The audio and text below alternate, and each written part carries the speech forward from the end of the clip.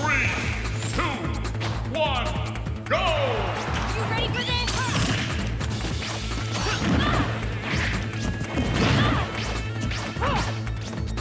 Not the sharpest tool in the shed, huh?